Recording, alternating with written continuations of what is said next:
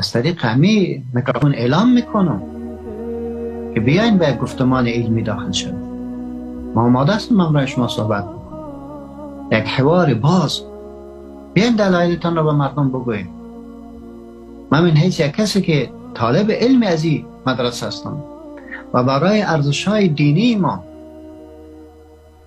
از نظر مالی، از نظر جانی قربانی دادیم. در این راه هر چی که داشتم دادم. در این راه دین و مبارزه دینی خود ریش سیاه خود را سفید کردیم. ما جدا میگم که امرایتان بحث دارم. بیاین به گفتمان بشینیم. از طریق همین میدیا، از طریق همین تلویزیون بیا امران صحبت بکن. اگر ثابت کردی که کار دینی است، اگر ثابت کردی که به خیر ملت است، اگر ثابت کردی که در این حکم شرعی است، دستایتان بوسه میکنم و برای همه مردم خود میگم که دین ما دین جهل را میخواهد، دین سکوت را میخواهد.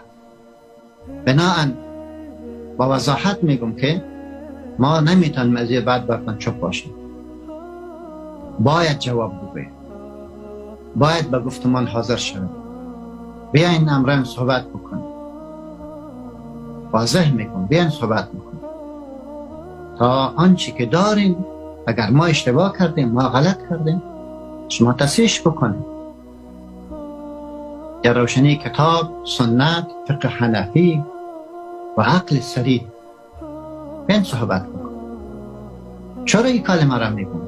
به خاطری که پیامبر علیه السلام ارشاد میفرماید لا طاعت لمخلوق فی معصیت الخالق. لا طاعت لمخلوق فی معصیت الخالق. اطاعت نیست از امیری که، از کلان و بزرگی که معصیت خالق را میکنه. دین آمده برای ما، دین آمده برای ما تا زندگی ما را تضمین بکند، عزت ما را تضمین بکند، آبروی ما را تضمین بکند، مال ما را تضمین بکند، جایگاه ما را تضمین و حمایت بکند. هرگاه علم را از کسی گرفتی و او را در گودال جهل قرار دادی، از چیش حمایت کرده میتون؟ از عقلش؟ از مالش؟ از جانش؟ از آبرو و عزتش؟ از هیچ کدامش دفاع کرده نمیتون. روی این اساس ما به تمام برادران مجاهد خود میگم که در این مورد لا طاعت لمخلوق فی معصیت الخالق. در اینجا اطاعت واجب نیست، در اینجا اطاعت لازم نیست.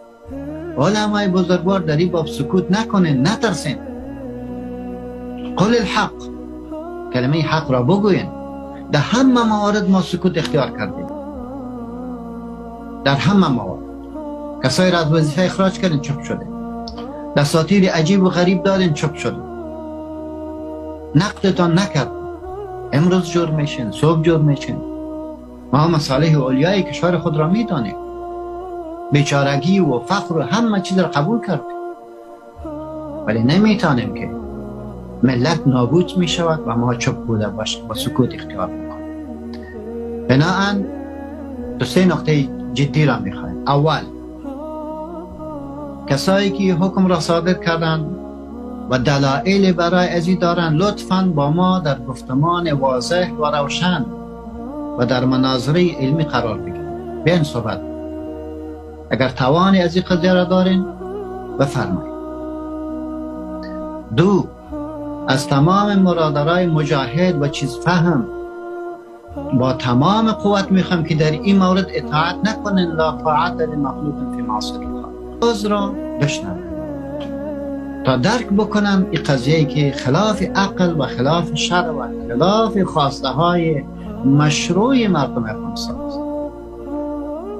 خداوند متعال برای ما و شما خیر را عنایت بفرماید و رب العالمین ولات امور را آگاه بگرداند که این حکم غلط و حکم خلاف شرع و حکم خلاف سیاست و جامعه مدنی را پس بگیرند. دروازه های مکاتب را برای دختران عزیز ما و دروازه های پوانتون ها را برای عزیز ما باز بکند.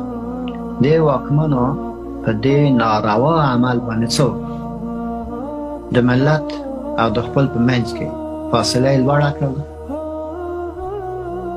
کسان چې دوی په صف کې آقای مخلص مجاهد خلق بود زرون اوتا خراب کرد پخیمان کرد ملت پاینده خپل باندې تشویش ورکړ په سلګونه زرګونه لکونه ښځې د کار څخه ویستلې اسلامي حرکتونه ایران کړل د هغوی سرونه یې ټیټ کړل د مجاهدینو مبارزې ته یې خدشه ورکړل متاسف یم په دې باندې